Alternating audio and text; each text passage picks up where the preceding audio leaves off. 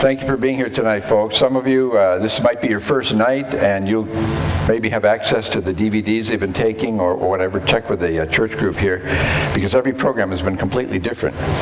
Tonight we're going to be talking about, well, let me ask you, consider these two things. Number one, I would like to show you where the scientists say heaven could be. And I'm not going to show you where it is. I don't know where it is. Nobody knows where it is. But I'm going to show you where the scientists or engineers talk about it, those that even believe it exists. Secondly, I'm going to show you why you will not even see it unless you meet God's very specific conditions.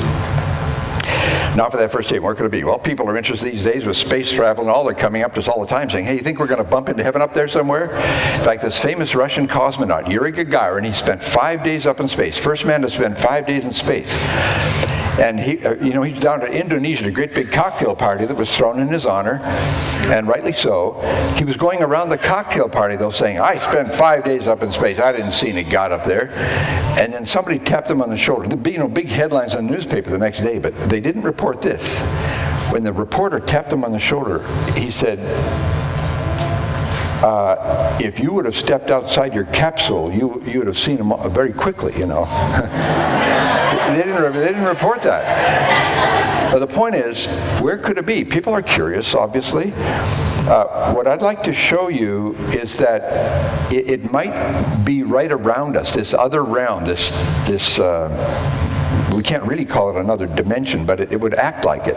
The mathematicians tell us there are about 10 dimensions that they figured mathematically. But the spiritual realm is this other whole existence that we can't take in the lab and test and whatever. So we have to have that data revealed to us by someone who either lives there or who's been there. And of course, that's what the scriptures are all about, the Bible's all about. There's enough room, certainly, the engineers would say, for another whole world to exist. Matter's made up of building blocks. We talked about that some yesterday.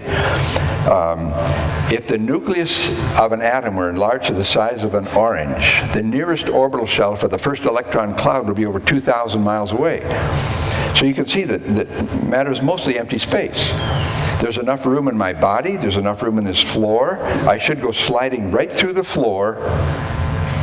And some wish I would after 90 minutes too, but this is a shorter program tonight. Because I am mostly empty space and so is the floor. You might remember Rutherford's experiment. He was bombarding gold foil with the basic particles of the atom.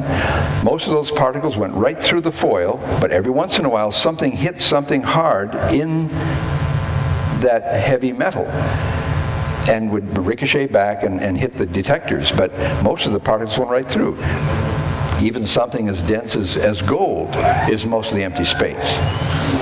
The reason I do not go through this floor is not because particles are colliding. You could never get enough of the nuclei of an atom to line up to support even the mass of a piece of dust, let alone a human. The difference is we are either in tune or out of tune with stuff in the third dimension. Okay? Whoops, that's not supposed to happen. I usually tape this thing on, but tonight I can't because I've got to do something different. Where was I? Just see if you're paying attention. You're in tune or out of tune. Thank you. There are some forces that are binding particles of matter together. And we can illustrate that with this induction coil. We call this an anti-grav unit. It's really not. By selecting that switch, I can step on the switch here, turn the power on, and float the metal. This is a non-magnetic aluminum ring. Remember, magnets only work on ferrous materials, iron-like materials. But this is defying gravity. Well, actually, it's overcoming it. We can turn the power off. It falls. If I expected the particles of the ring to collide with the particles of the base, that wouldn't have happened. That ring would have gone right through the base down to the center of the mass of the planet. But it didn't do that. Why? Because there's some forces involved. The forces that are binding the particles of the ring together resist or in opposition to the forces that are binding the particles of the base together. So it's not a collision of mass, it's a resistance or opposition of the binding forces in this case. And we are living in this third dimension.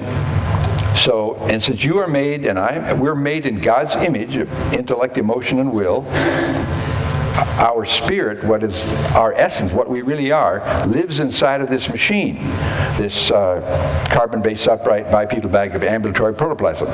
You're carrying this thing around, and in order for you to interact in the third dimension, you've got to be wrapped with stuff of the third dimension. Now, if you were born into the fifth dimension, you would need stuff from the fifth dimension in order to interact. And we would not even see you if you were in the fifth dimension, because these eyes are tuned into the third dimension. Well, somebody looking at that say, forces, I don't see any forces around. Here's a smaller ring. This one floats a little higher. We turn off the power, it hits the base, the forces keep it from falling through. We can turn the power back on again and launch that thing up in space. Now, here's another ring, roughly the same size, weight, shape, and color. I can place both these rings into that field, energize the power, and watch what happens now. Look at that. This ring floats, but the other one falls right through the field. Okay? Why is that? No, that's okay. What if I did what? Switch the way they are and put them. Oh, that's a good one. Let's try that. I've never done this before, so let's try this. We're going to put the one that floats on the bottom and this one on top, and let's see if this will work. Now, okay, energy is on. Look at that. Now it floats. Good invention, young man. Never done that before. 41 years in this youngster. He's going to replace me someday. I'm getting too old for this stuff. But you'll notice what happened here. One ring floated and that one fell through. Now, why is that? In fact, if you ever want to have fun with a scientist or an engineer, no matter what their answer is to a question, just ask them why. Why does one ring float and the other one fall? Well, one ring's a metal ring, the other one's a plastic ring. Well, why does the metal ring float? Why doesn't the plastic ring float? Well, the metal ring is a conductor and the plastic ring is a non-conductor. Well, why is the metal ring a conductor? Well, you see there's some free electrons in the outer orbital shell of the atoms that make up the conductor. And you place a closed conductor like this non-magnetic aluminum ring into a field like that. This becomes a one-turn shorted secondary, and that energy, that Gaussian force, cuts through the conductor. Current will flow in a conductor. Anytime you have current flowing in a conductor, it sets up its own electromagnetic field, but being it's induced, it's opposite in phase to the generating field here, so they repel and float. Everybody knows that. It's no big deal, right? I mean, this young guy knows that.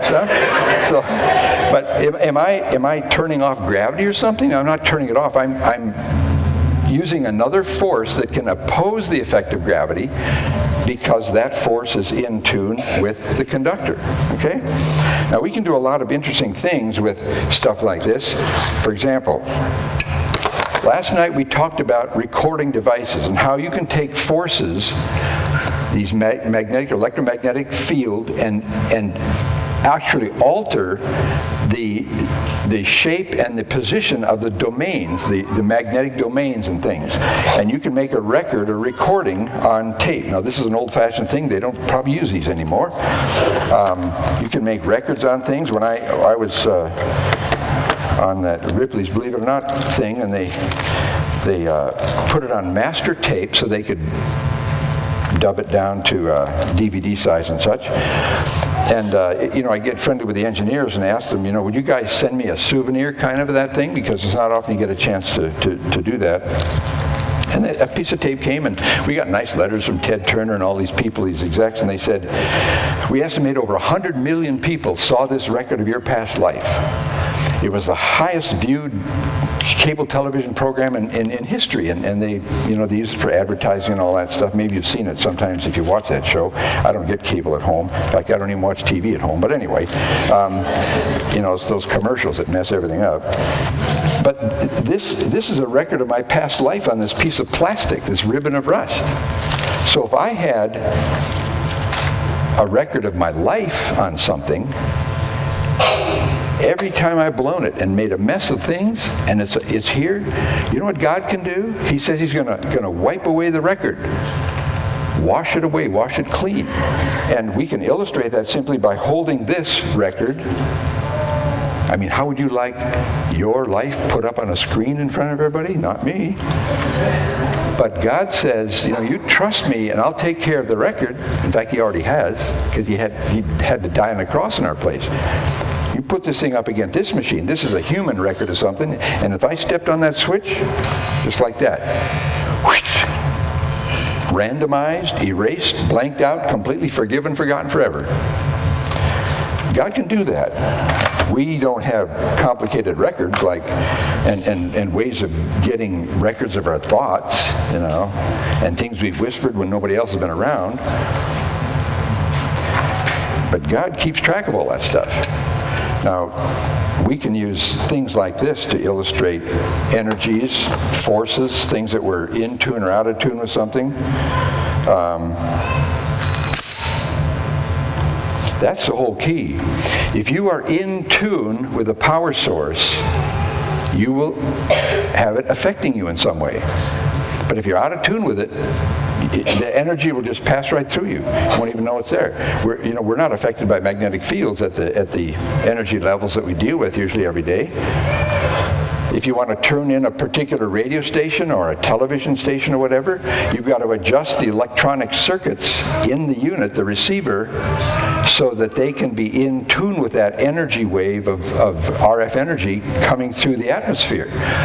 And that wave of energy hits your little antenna, and if it's in tune with that antenna, it'll cause electrons to start vibrating in the antenna, and that's a current that you can amplify and convert it back to sound, and watch a picture or hear the data with audio, turn into speakers. A matter of in tune, out of tune. In fact, how many of you have been at these department stores and you go through the exit and they've got these pipes or loops of some sort by the side of the doors? You know what those are? Those are there to catch a product that has not gone through the check line, or the person at the checkout counter has not neutralized that little unit. If you look at some of them, they're about a 1-inch square patch. The outside has just got white plastic on it, but if that's stuck on a clear piece of plastic, look at the other side and you can see what's on that patch underneath. There's a square spiral that goes down to the center, and in the center is a little tiny square, and that thing is a radio receiver. It is designed to be very precisely in tune with the energy being broadcast through that force field. Now, you can walk right through the force field and it won't affect you because you're not in tune with that energy. But that little patch will grab some of that energy, and the computers that are noticing the balance of that energy between those pipes, they will detect a drop in the force. Heard we hear that. And it sets off the alarms. So again, in tune and out of tune. It's the whole principle of the program tonight deals with that concept.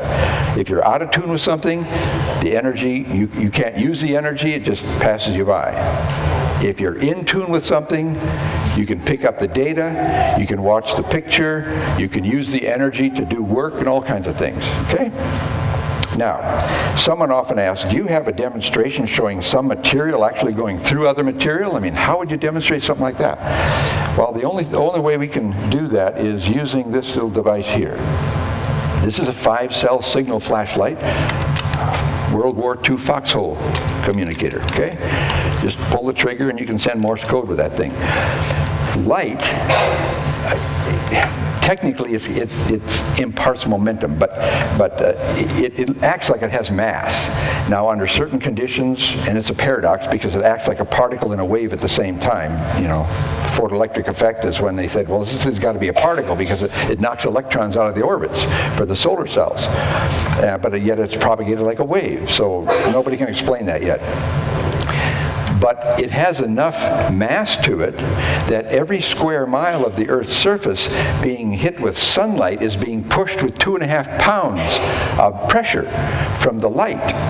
And there was a group of people that were inventing what they called a photon sailor.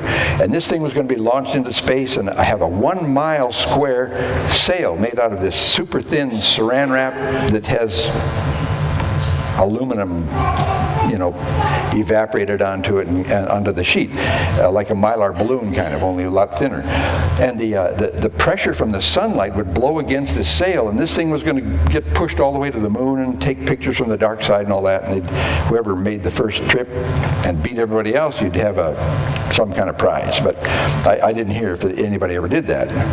But we can put even this little light here to where it's leaving the source here to 186,272.368 miles per second. I mean, that's fast. It travels 5.9 trillion miles in a year. So they use it for measuring distance in astronomy, okay? But there's enough energy in this little light here to hit this white tube up there. And I'll just select the switches. We can, if this works, we'll turn the lights off just by hitting that little tube, like that. Okay? Now, many realize there's a phototransistor at the base of that tube. Most transistors are encapsulated in black epoxy or a little metal can because engineers don't want light striking that transistor junction because they're made in such a way that electrons will get knocked out of that little substance, then it messes up your circuit if those things are wandering around loose inside your circuit. But this is a phototransistor. It's encapsulated in clear epoxy shaped like a lens, actually concentrating light down on that source. And we want to turn lights on and off of this thing, or adjusting a switch. This is one of my backup things. We can turn it like this. And let's see if this works. I want to put this down here. We should be able to trigger that. Okay. Watch that post. I'm going to aim down that tube. Look at that. Okay. I know where they landed this time. I've been looking for that one ring for several days. Happened again, folks. If this keeps happening, I'm going to tape it to my cheek like I did before. Okay, now, turn that off. So, do you have something that can go through something else? Particles that are small enough to actually go through something else? Let's try this. I'll use the same light source. Here's a piece of glass. Most of us kind of think that's a solid, but is it really, young people? Is this a solid? No, it's not. It's a liquid in a plastic state, right? You have an old building a couple hundred years old. You measure the thickness of the glass at the bottom. It's thicker down here than it is up there. This stuff runs over time. It takes a long time, but it's very flexible, usually. If you try to put a baseball through this thing, though, you got to pay for the window because it's really not a liquid when that ball hits it. But what we're going to do, I'm going to cover the light source, and these particles of light are going to go right through this glass, and they won't break it. But we'll be able to knock these electrons off over here, maybe. Let's try this. Get back to where I was. I'll cover it, and let's see if this works. It does. Look at that. Right through, smashing into that photocell, and the glass didn't break. This is amazing. It didn't break, Right, okay. All right, somebody says, okay, do you have any light that won't go through glass then? Maybe we have. Maybe. Let's try this. The artist at the lab painted us this painting over here. And we told you on the first night we were here that your eye tunes in energies from 400 to 780 nanometers, okay? And that's what your eye's tuned into, the visible portion of the spectrum. We've got room lights striking that painting, and we've got this wintry scene. I'm going to turn on another source of light here. This is shortwave ultraviolet light, okay? This peaks at 256 nanometers. Somebody says, 256, okay, that's supposed to be invisible, but I can see this. Well, this wavelength is short enough, it's below the 400 nanometers, so it's actually invisible to your eye. But this bluish light here, that's the accompaniment of a mercury vapor ray. That one of the byproducts as we produce the shortwave stuff. And of course that's visible light. But there are phosphors here. In the room lights we have the wintry scene. Let's illuminate it with a shortwave ultraviolet light and see what we have. Oh, look at that. A beautiful spring scene now. Fall colors there, flowering fruit trees, and a sunset, more technically an earth turn. Okay? So, we've got winter or spring. All right, let's turn on another source of light. We're going to use long-wave ultraviolet light now, and that peaks at 360 nanometers. Again, too short a wavelength to activate your retina. In fact, it doesn't even make it back to your retina. But there are phosphors here that are in tune. Again, that's that same term. They're in tune with long-wave ultraviolet light. So the room lights, a wintry scene, short-wave ultraviolet, beautiful spring scene, and I'll turn on the long-wave stuff and get rid of the short-wave. And now we got fall colors. All right? So all these phosphors are mixed together, but some only respond to certain frequencies. Now, we're looking for some light that actually won't go through glass. Let's take this same piece of window glass I used before. I can hold this up to the painting. You don't see much of a shadow except for the refraction stuff, but the room light goes right through the glass. Doesn't even break, remember? Same piece of glass. Okay? Now, I'm completely cutting off all the shortwave ultraviolet light. Somebody says, no, you're not. I can see it already. You forgot already. I'm not talking about this bluish glow. That's that mercury vapor ray. Let's illuminate this painting with a covered shortwave ultraviolet light, okay? Look at that. We still have a wintry scene, don't we? With kind of a bluish tinge to it from that mercury vapor ray. Let's remove the window glass very slowly. Look what happens. Okay? These flowering fruit trees, let's turn them back to winter. Like that. Or let's turn off the earth turn. Just like that. Let it all go through. It'll path through the countryside. Winter or back to spring. Wow, somebody says, that's interesting. I've never heard of such a thing. Of light that won't go through glass. But someone often asks, that tube sure looks like glass to me. How did the light get out of that glass tube? Well, that glass tube is made out of a different kind of glass.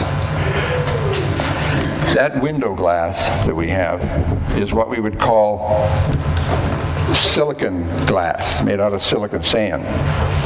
And the shortwave stuff that we use for that tube is made out of quartz glass. So anytime shortwave ultraviolet light comes in contact with quartz glass, it's so out of tune with quartz glass, it passes right through the glass, doesn't even know it's there. But whenever shortwave ultraviolet light hits silicon glass, this acts like a piece of cardboard to shortwave ultraviolet light. It can no more get through this glass than you or I could get up and walk through that brick wall. Okay? We're in tune with the bricks. Shortwave ultraviolet light's in tune with silicon glass. That's why if you want to get a suntan, you got to go outside. Okay?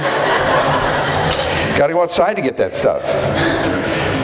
And the dermatologists in our country, they got to make a living too, right? Actually, the Air Force has banned the use of tanning booths around the BX, the base exchange. There are two kinds of shortwave ultraviolet light, type A and type B. The way I remember it, type B is bad, type A is acceptable, sort of. And the type A is what they use in the tanning booths. But they've been having so much trouble with people not putting those goggles on, or people that really go nutso and they don't like the way the wrapper came, from the designer. And so they want to change the wrapper they've got wrapped around their unit. And so they get cooked. And the danger is those are longer waves, but they penetrate further onto the subcutaneous tissues of your skin. And they don't cause the sunburn effect like the shorter wavelengths, but it maybe has some long-term effects. And so the Air Force says we're not going to have people coming back to us after they retire and say, you guys allowed me to use this thing, and now I've got cancer. So besides, ladies, your skin is only half as thick as a male skin. You have fewer sweat glands, fewer oil glands, and you get under that cosmic ray projector out in the space or those tanning things, and you will lose the elasticity in the skin, and you'll get those wisdom grooves, I guess you could say, a lot sooner than you want them, right? So, just a word of the wise. There are 6 red flags that flip up that can contribute to having cancer problems later in life. One of those flags is if you have had a blistering sunburn 3 times or more before you're 18 years old. Okay? So if any of you have been out in the sun and you burn and peel, right, check off 1 box if that's happened 3 times. So just a word of the wise. Be careful about that stuff. Most of us here are not equipped with the right color wrapper to filter out a lot of those damaging rays. So just a word of the wise. So in tune and out of tune, stuff going through other stuff. If you are in tune with something, it's going to affect you. If you're out of tune, not a problem. Now there was an individual a number of years ago who used to entertain his dinner guests by picking up a goblet after dinner and singing a note and breaking a goblet. He made himself famous doing this. He was a great opera singer. Al Capone's favorite opera singer. Anybody remember his name? His last name started with the letter C. Caruso, that's right, Enrico Caruso. He had such perfect pitch and perfect tone control. He's a fantastic artist. Very powerful voice, because when you sing in those operas, you often don't have amplification devices. Nowadays you can wear these little transmitters and such, but in the early days, you just had to have a good diaphragm and lots of lung power and belt out that music. His guests and the host or hostess did not always notice is just as he got up from the table, he would bump the edge of the glass with a fork or his finger or something. He has his perfect pitch and perfect tone control. He could memorize the pitch. This happens to be the natural resonant frequency of this goblet. Now, these are mass-produced, so they're pretty much the same, around 1,300 cycles. And he'd memorize that. Sing that note, get in tune with the goblet, it would start to vibrate and then pretty much just crack and shatter. Now, I have a very fantastic voice myself. A little embarrassed that no one asked me to sing this week. I did sing opera for 2 years over in Europe, but it takes you a month for every year you've been out of voice to get back in voice. Otherwise, you'll break something. So just to avoid any embarrassment, particularly on my part, I've got a device here that we can tune in and run an oscillator signal through the sound system. So let's have a little hearing test first. I'd like to see how many of you have protected your ears. So let's see, let's make sure the light's working there, down there. Okay, raise your hand if you hear this. This will be a very low frequency sound. Raise your hand if you hear this, all right? Yeah, these guys, the kids always get it in the front. 2, 3, 4, there's another one, 5, 6, 7, 8. Hands keep going up. There's another one, 5, 10. That's amazing. About halfway back.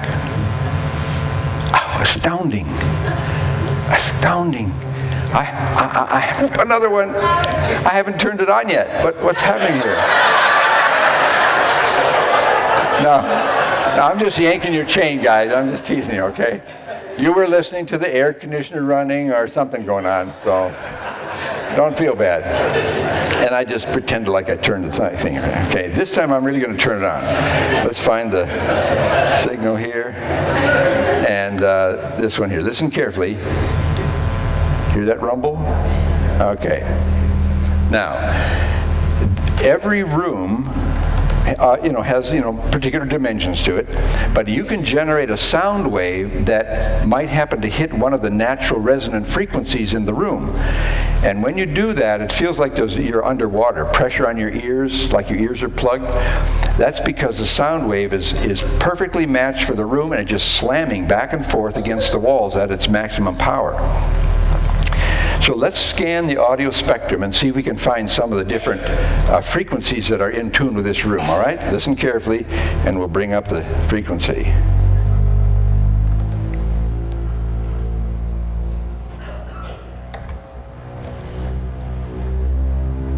Okay, right there, that's one for the stage. And my feet are getting tickled right now.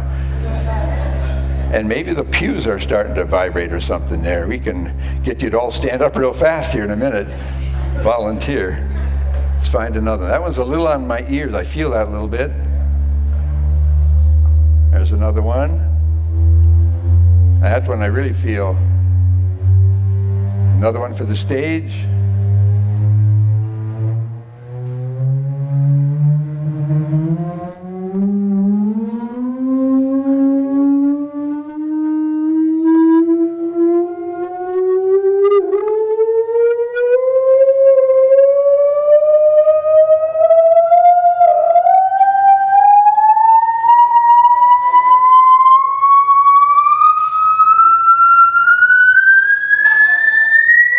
Whoa, I don't like that. Whoa, ow. Whoops. Let's go down here. Okay. Now, instead of going through the speakers, I can send it up through this unit right here. This is called a high-powered driver unit. And this thing will actually, what you would find in an athletic field, there would be a big horn on this thing, all right? I've taken the horn off, and we just have the driver back here. And this tube is going to direct the sound wave out the tube. Now, I don't have perfect pitch, so I've got a dime inside of that goblet. So let's turn this on, make sure it's working. Yep. Okay, that's working. Let's turn this one off. So when I hit the natural resonant frequency, the walls of the goblet will begin flexing back and forth, trying to keep time with the music, so to speak. Okay, and that dime will start jumping around inside, and that will tell us when we hit the natural resonant frequency. If I go too high or too low, the dime will stop bouncing, and you will not have the power transferred like you could if you were in tune. So I'm standing awfully close to this thing, so in case there's a problem or an accident, I'll put these on, and I'm going to put these on because I'm really close. You guys in the front row, you can plug your ears, you'll hear it anyway, but it may not be so uncomfortable. But I'm going to try to find that natural resonant frequency and get that thing to bounce. Okay, that's down.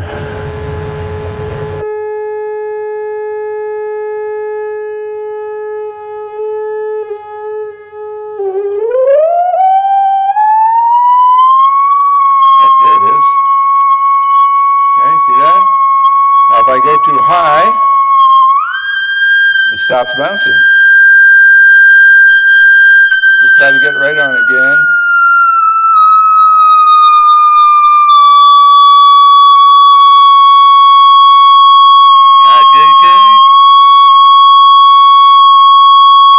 Low.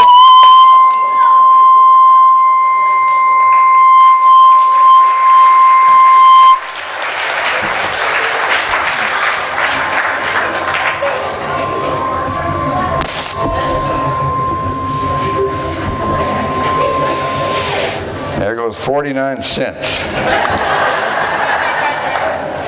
Well, anyway, I mean, this has happened not just to glassware, but it has happened to entire buildings. Thank you very much, young man. Yeah, keep the blood out there for me. Good. Oh, I got glass all over the place here. There was an inventor by the name of Nikola Tesla. That's not the type of coil we use. We use what's called an out-and resonator for you engineer types. But Tesla built an oscillator and set it up, and I think it was in the 96th precinct in New York. And once he started that thing, he happened to either accidentally or on purpose, I'm sure it was an accident, hit the natural resonance of the cement slab that block was built on in the city. And everyone was running out of the building. They thought they were having an earthquake because the whole building started to oscillate according to that particular resonant frequency. So you got to be careful. And that would have cost more than 49 cents, you know. So, in tune and out of tune, natural resonance. Now, those of you that have been in the military, when you come to a bridge, what did they tell you to do at boot camp? Remember? Come to a bridge. What did they tell you to do? Route step, bridge step, break cadence, something like that. All these individuals marching along in perfect cadence might happen to hit the natural resonant frequency of the bridge and rip the whole bridge apart. Well, that's crazy. Who's ever heard of a grouping of marching individuals wrecking a bridge anyway? Well, something a lot more delicate than a group of marching individuals wrecked a bridge. We've got a video clip that we're going to show you right now of an accident that occurred over the Tacoma Narrows in Washington. That particular bridge over there, they had a nickname for it. It was called Galloping Gertie, because the wind kept rocking the bridge all the time. Let's roll that clip and we'll show you what's involved with that.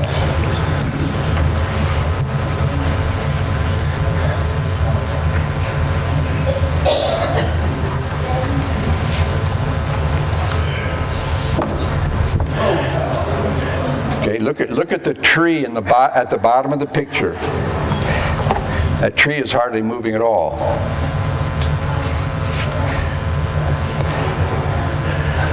And also look right in the center there, there's a news reporter who's going to drive his car across and write this thrilling account, but he chickened out. Big headlines, you know, I rode Galloping Gertie, but he managed to save his pipe. I think you'll see him close up here in a minute. There it is. He's got his pipe right there, see? But he left his car behind. Rather odd sense of priorities.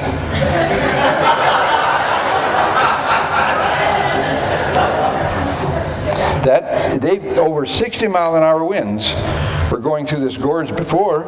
Never did that to the bridge before. This is a 39-mile-an-hour breeze. But it got in tune with the natural resonance, ripped it apart. $7 million of reinforced concrete and steel. I sure hope he had his windows rolled up. That's all I can say. So here you have a destructive force that normally is not a problem, but if it got in tune with something that was at the same oscillating frequency, as it were, that pulsing wind at 39 miles, it just started that thing oscillating and ripped it apart. Now this will help us understand some of the so-called problems in the Bible, or challenges to understand in the Bible. Take, for example, the resurrection story. How did they explain that one anyway? The documents tell us that early in the morning, women went to the tomb. They saw the stone was rolled away. They thought someone had robbed the grave, so they ran back and told the disciples about it. And two of those disciples ran back to the tomb. The younger guy, John, outran Peter. John got there first. He didn't go inside the tomb, but he looked through the opening and looked inside, and he saw the grave clothes. Now that word for seeing is when you do a superficial glancing. You just, blepo, I think in the Greek, you just peeked inside and saw the grave clothes. We translate that into English, saw the grave clothes. But when Peter caught up, Peter goes right inside the tomb.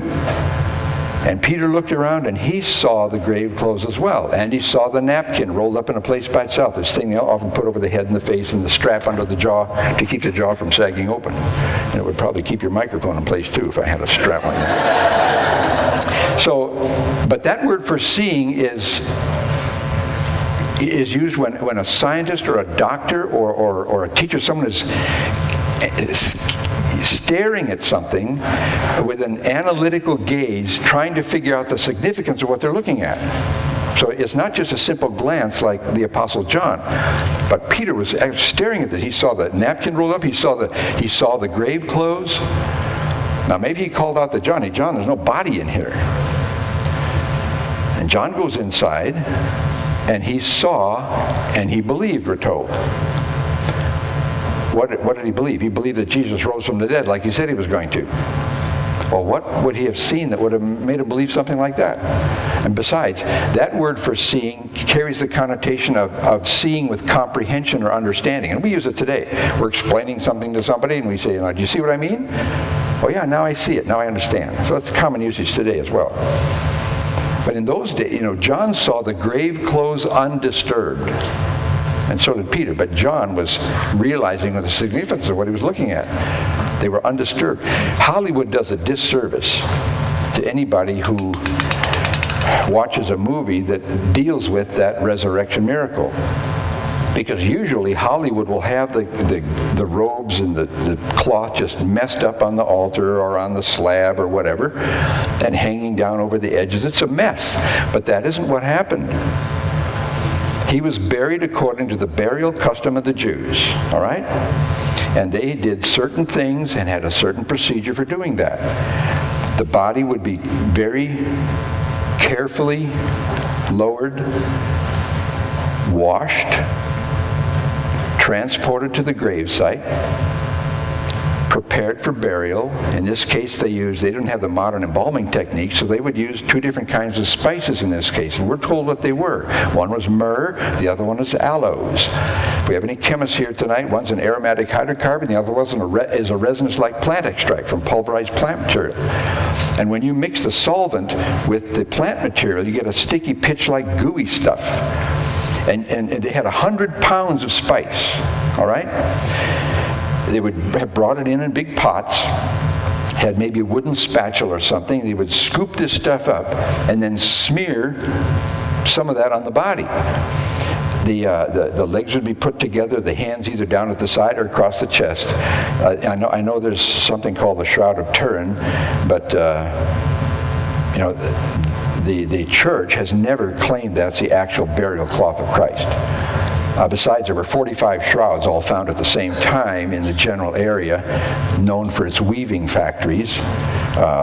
Sure, they found pollen on there from Jerusalem area that flowers that only grow there, but all that means is at one point in time this thing could have been down there. They've got the guy that supposedly did this on record as well. So I got a lecture that's several hours long on that whole deal. I won't go into that. All I want you to remember is, normally, I try it sometime. Lay on your back on the floor and try to put your hands crossed over your private parts. You can't do that. In a relaxed situation, you can't reach. Besides, those fingers are 10 inches long on that whatever it is. When have you ever seen someone with 10-inch fingers? If you want to know the quality of an artist, look at the hands in a painting, because people know what their hands look like. And many artists, they don't do it very well in the hands. But anyway, they'd push the linen. These are about a foot and a half wide, maybe 150 yards long, these linen bands. And they'd push the linen into the goo. It would ooze up through the weave. Being it was sticky, it would hold it in place, and they could start wrapping it around the body. They'd smear another layer of spice, another layer of wrapping of linen up to the neck. They'd leave the neck bare at times and put this turban-like thing over the head and strap under the jaw. And then they lay the body in the cool of the tomb. In the temperature difference between outside a solid rock cave and inside is quite substantial, and that matrix would have solidified in a short matter of time. And the only way you could have gotten that body out of that wrapping would be to take a chisel and a good mallet and cut that, split it open, and get the body out. But the grave clothes were undisturbed. Peter saw the napkin rolled up in a place by itself. This turban thing was covering it. There was just no head inside to support it anymore. Maybe the chin strap dangling. And what thief is going to unravel the grave wrappings and get the turban thing off and look for money? And if they don't find any, you think they're going to stick around and wrap things back the way it was? Of course not. Because under penalty of death, they broke into that grave. So he saw those grave clothes undisturbed. And today's engineer, looking at the documents in the scriptures, realized something very unusual happened. If Jesus' body was out of tune with the things of this world now, he could pass right through those grave wrappings as though they weren't even there. Just like he appeared in the room, the upper room where the disciples were hiding from the authorities. The doors and windows were blocked, and there he appears right in front of them. And somehow he could phase through that three-dimensional stuff and appear to encourage those disciples. But just imagine the physics involved. I mean, the Earth is rotating from west to east about 1,000 miles an hour on its axis, and moving through its orbit. The solar system is moving through the galaxy. The galaxy is spinning at 9,000 miles a minute or something like that. Just imagine the physics of having to be able to stand in front of somebody without shifting all over the place because you're from another dimension and you're interfacing into this one. So there were a lot of miracles that were going on, I'm sure. I know maybe someday we'll understand how it was done. I don't know. But that resurrection miracle, those graves were undisturbed. If I were John, I'd have looked down that neck hole. How did that body get out of that little neck hole? It just, something happened here that's very unusual. And Jesus was out of tune with that stuff. Well, somebody said, well, why did he have to roll the stone? I mean, couldn't he gone right through that stone? Well, of course he could have, but don't get mixed up here. That stone wasn't rolled away to let the Lord Jesus Christ out. It was rolled away to let those two disciples inside so they could see the miracle that happened and record it in God's Word that encourage people like us a couple thousand years later. That God accepted the sacrifice that Jesus made on our behalf and raised him from the dead. And the Bible promises those who are his children, who have trusted him for washing away their sin, because he died on the cross in our place, we can be adopted into God's family, and someday we will be changed as well. Just like those videos out there that talk about the butterflies. That you know, this slug with a mouth and legs and a stomach, you know, and it turns into a butterfly that drinks nectar instead of chewing on plants and flies. You know, it's incredible. Body totally liquefied and molecules rearranged and rebuilt into something totally different. Absolutely incredible. And maybe that was used as kind of a reminder from God. Okay, I've done something in nature that's sort of going to happen to you. Because, you know, we're basically a tube, put organic complexes in through our oral sphincter, and it runs the machine for a while, but the machine's going to stop someday. And if you want to be changed into something that is so incredibly beautiful that you're covered with light, you can travel at the speed of thought, and all the stuff that God has for you in store for you, all he's saying, will you trust me with your soul's eternal destiny? That's what it's about. But you've got to be in tune with God's purpose and program. Otherwise, we'll be left out of the program. And that's not what God wants. I mean, there's power in that post over there. But we're not in tune with those frequencies. So we could stand here all day hoping to tap into that power, and we wouldn't be able to do it. Or the frequencies of that ultraviolet light. Can't tune that in either, because we're out of tune with that. All that power could go to waste unless you get in tune with it. But speaking of power, look at this stuff. 1 million volts.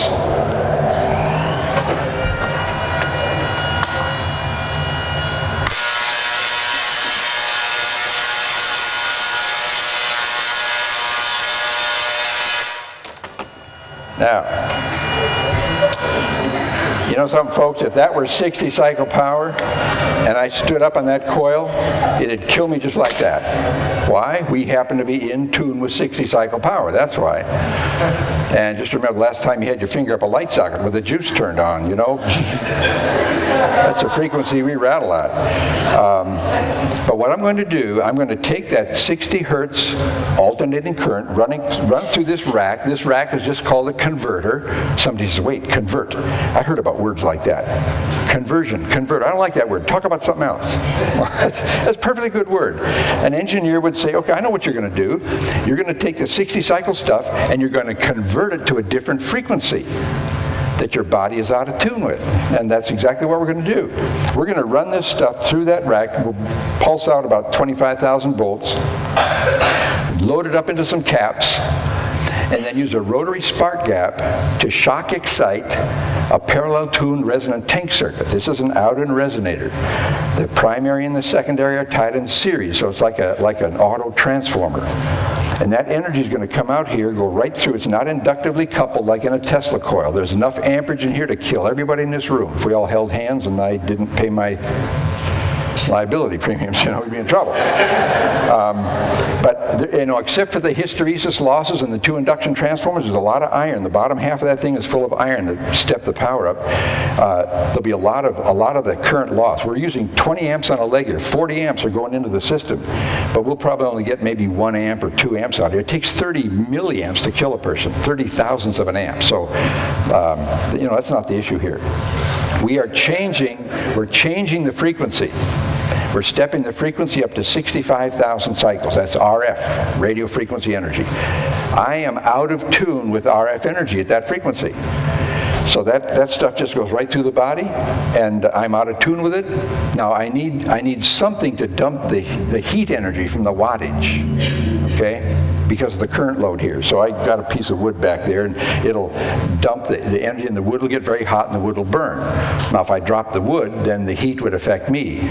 But the electricity just uses me as a piece of wire, because I'm out of tune with that frequency, all right? Now obviously I can't do this and operate the controls over there at the same time. So I talked to 3 gentlemen before the program. If they would come up now. What's a problem for me, though, is if I have loose metal that touches the skin. So I'm going to take my watch off. This thing runs on a 3-volt battery, If I ran 1,000,000 volts, it would probably gain a little time, right?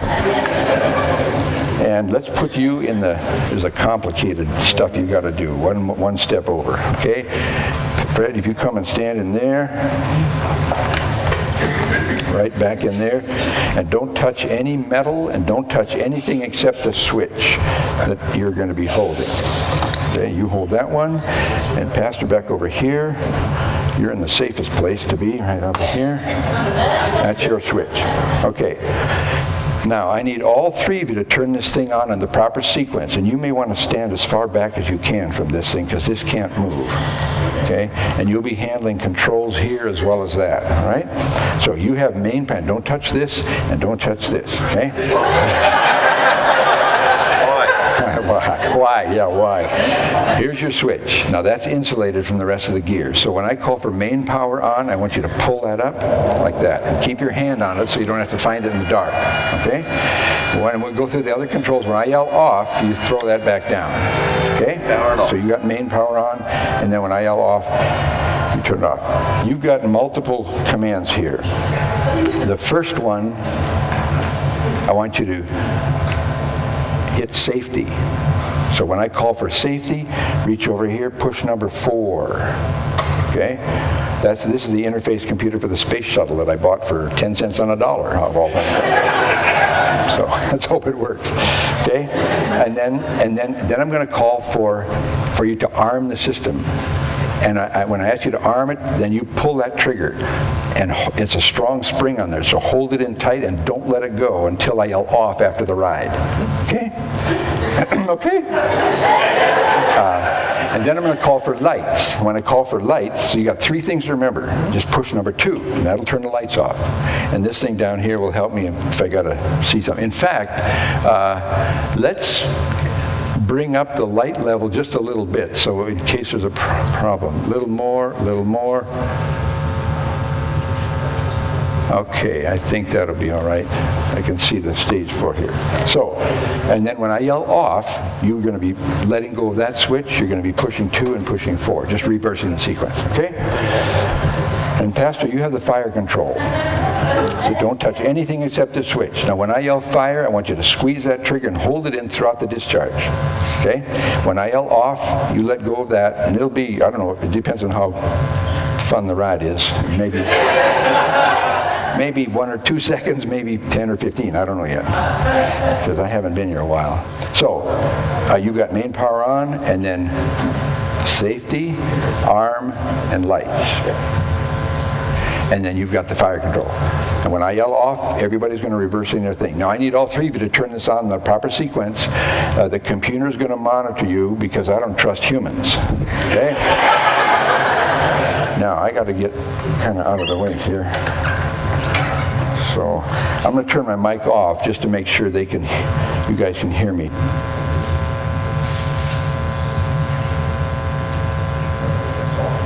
I'll stand over here.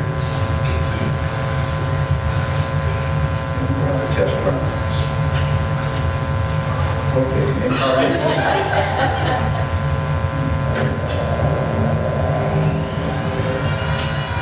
safety circuit. Arm it. Lights. Fire!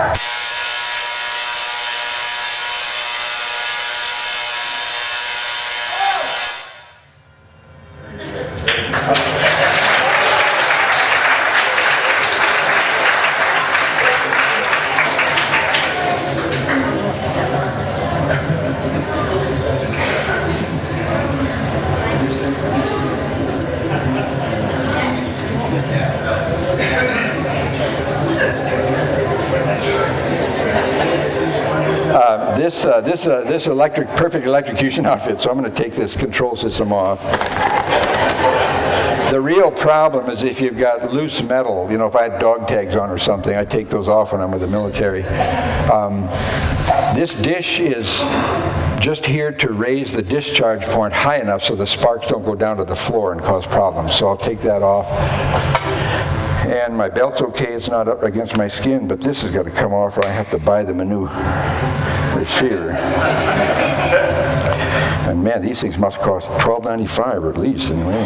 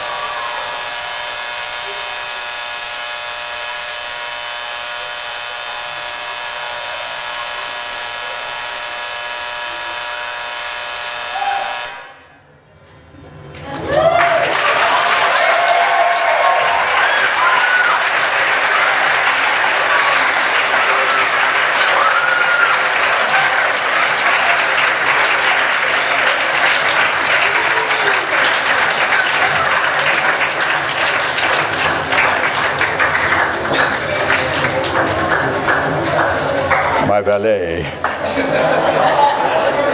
Thank you. Now, many of you engineers here say, yeah, 1,000,000 volts, but no amps. You hear that. And if I ever find somebody that, is talking like that, I ask them, explain what you mean by that. And usually they're not sure. They hear somebody say that, but this is not a trick. Anybody can do this. All you need to do is to remain out of tune with the power, okay? But some people say, oh, you get up there just as long as you were sincere that you could do it okay, you'll be okay.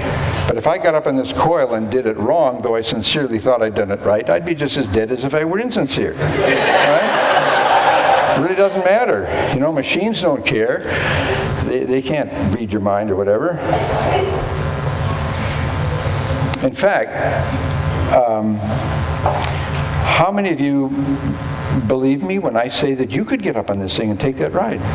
Put your hands up. Everybody believes you could do that. Okay, about 7 or 8 of you. Now, you were giving intellectual or mental assent, and you were out in those safe seats. Yeah, I believe I could do it too, but I'm not getting up there. But if you believe me according to the way that word is used in the Bible, you would have come up here and stood in line, and we'd start throwing some sparks around. Now the hands go in the pockets. Now, you were giving intellectual or mental assent. Okay. But this kind of belief and trust in something is like when you sit down in a chair. You believe the chair can hold you? Well, you can't do that standing up. You've got to sit down on the chair. And you're trusting everything into the truth of that statement or the system or whatever. For us, if we look at it like this, somebody says, you want to get to heaven? Just be sincere in what you believe. Okay, if I wanted to fly to New York, I'd probably drive, but if I wanted to fly and I go out to the airport, could I really just get on any plane and just really sincerely believe that I'd end up in New York? No. I'd probably be the guy that got hijacked down someplace, But you can't go to a specific place by simply hoping that you're going to get there. In fact, what really scares me is when I overhear someone say, are you a child of God? Are you going to heaven? And the person says, I hope so. That's the most common response. I hope so. Well, if you don't know, you'd better get back into the book and find out how you can know. Because the Bible says these things are written that you might believe, that you might know that you have eternal life. Because it's not based on the things we've done or tried to do that are nice or money we've given to charity or whatever. It's based upon what someone else has already done for you. The Bible tells us that before the foundation of the world, Christ died for the sinners. That's you and me. We've messed up in some aspect of our life. We've messed up. So we're not perfect. And there's no way that anything imperfect could ever be in God's presence because it would defile heaven and ruin the place. So something's got to be done about that problem, that sin problem. And God has already taken care of that problem by He who knew no sin was made sin on our behalf. And there's an interesting verse in the Bible where John said, to as many as received Him, and these are just words that people try to use to explain what God did in their lives. I don't know how that works. But to as many as received Him or accepted Him or trusted Him, to those individuals He gave the power to become the children of God. Then He added these words, even to those that believe on His name. And that's why I think the problem revolves around that little word believe. And that's why we talked about it. What does it really mean to believe? Are you really trusting in that next life we have through what the person has done for you on the cross? That's what it's all about. Well, somebody says, well, wait a minute, God's a God of love. He's not going to send anyone to hell. You know something what the Bible says? Hell was prepared for the devil and his angels. It wasn't made for people. We're created by God in His image, but He will not force His will on anybody's life. And we can create things and music, and where does all that stuff come from? And artwork and creating buildings and inventing stuff.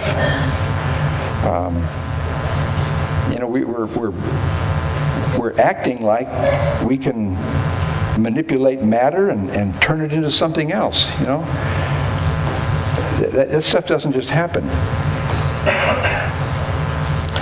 So this place was made to hold these beings that were very, very powerful.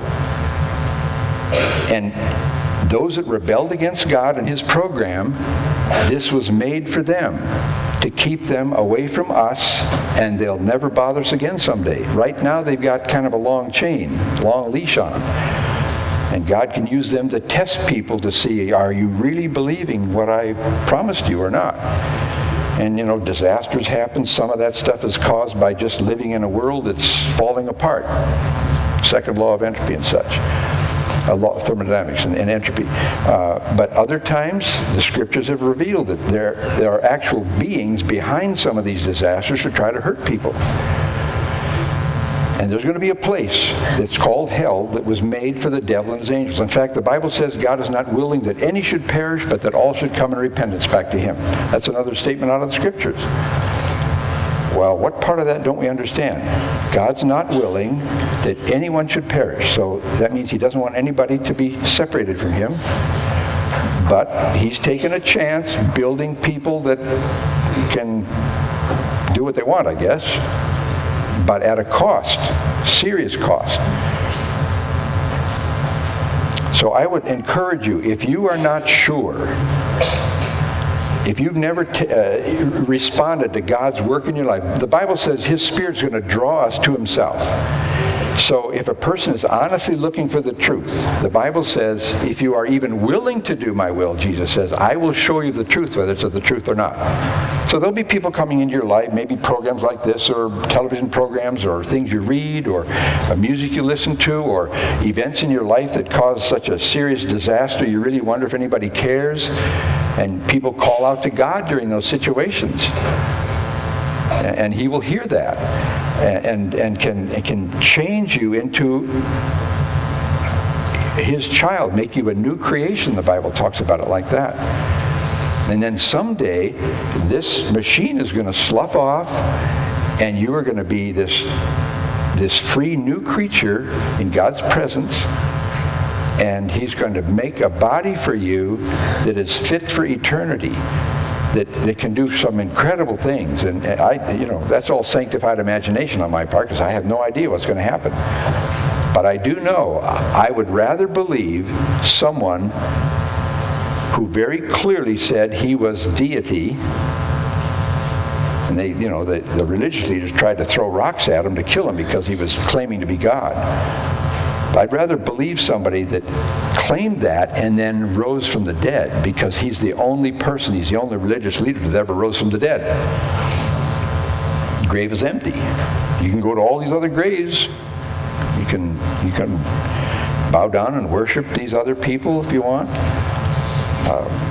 But I want to be in God's family. I was born in this third dimension, okay? I don't think too many of you feel I was tooling through space and I saw the earthlings. Hey, those earthlings look like nice folks. I think I'll go down and become a human being. And I dress like you and I walk and talk like you. Pretty soon I become a human. That's not the way it works. I was born into a physical family and a physical world in the third dimension. And God says, all right, you want to get into my family? You must be born all over again. Born again, some people say. Literally it's born from above, or God's your father, and he adopts you as his children.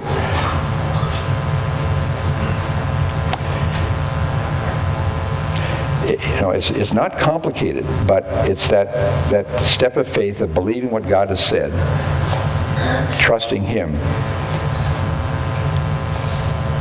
And he said he would indwell the person and then be related to them as his child and be with you forever and help you through the tough times.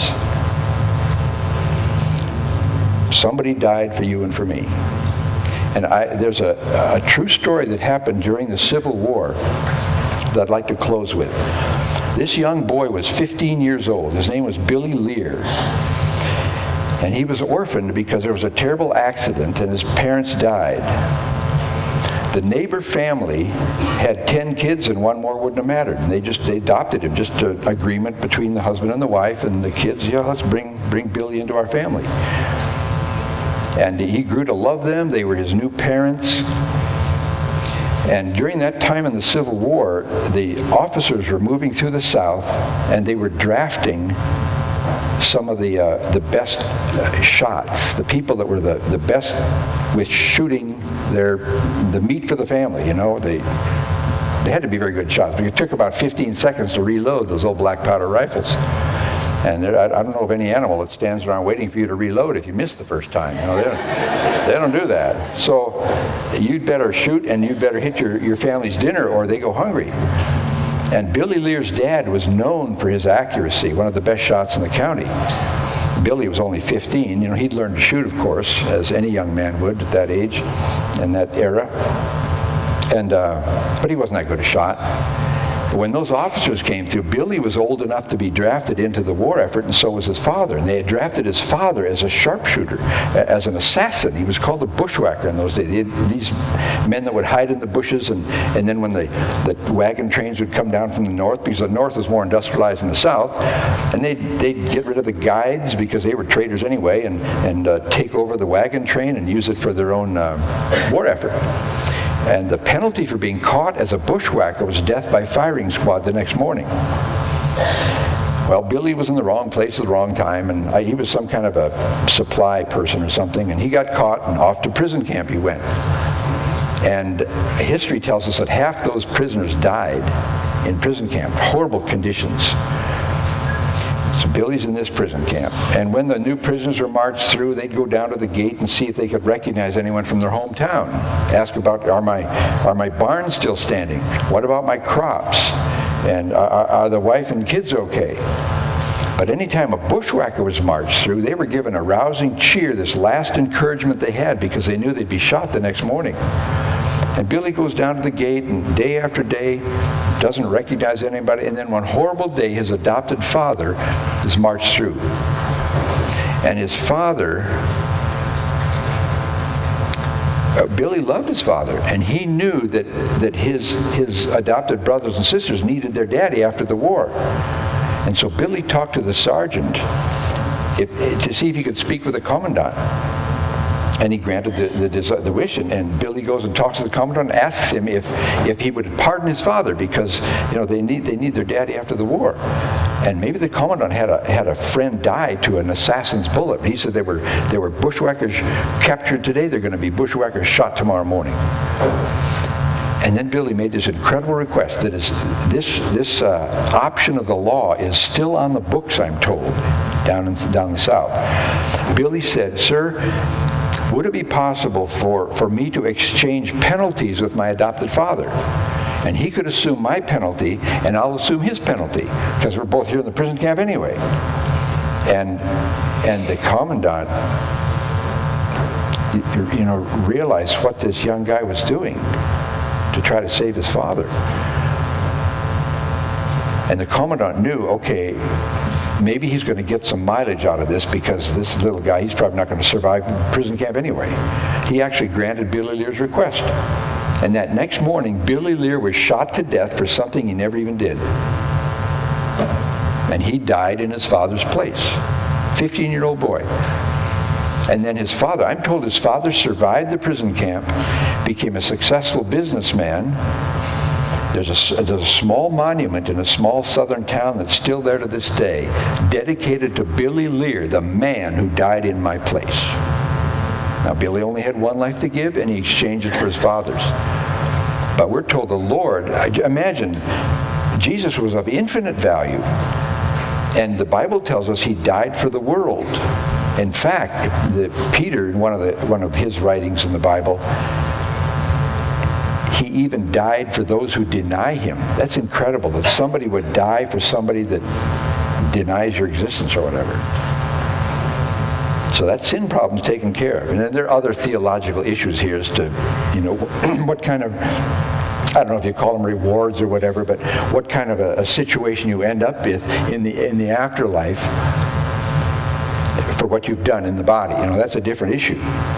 The salvation issue is the one that's taken care of with the Lord, but he will not, he cannot die for someone who denies him. I mean, the result of salvation.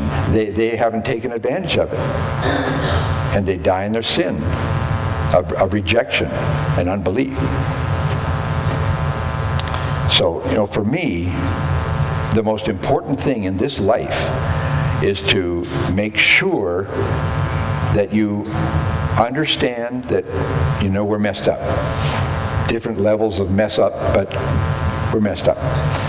And we're all sinners. All have sinned and fall short of the glory of God. Just a black and white statement right there in the scriptures. But the gift of God is eternal life through the person of Jesus. So, as we respond to that information in some way, and realize what God has done for us, and you trust him, he promised he would adopt you into his family. because he's already died for you. There's another statement in it that says that he bought the field with his death. And we are the field. So if you have questions about it, if you're not sure, those of you who have realized that God's done something in your heart, but if you have doubts, you're not sure, talk to the pastors here and find out what that's about. They can show you from the scriptures, confirming promises that God has made for you and for me. And he just asks us to trust him. Truly, truly, I say to you, you must be born again. That's what Jesus said. Nicodemus had that question. What am I supposed to do? Go back in my mother's womb and be born all over again? He totally missed the point. He would have been born right back in the third dimension. But you need to be adopted and born into God's spiritual family. Then you're his child, and you'll be brought into his presence someday. That's what it's all about. So as our pastors come to close tonight, reflect on these issues. And if you're not sure where you stand in your relationship to the Lord, listen carefully to what's said and act on the knowledge that you can have from the scriptures in response to him. We'll bring the house lights up, please. Thank you, Jordan.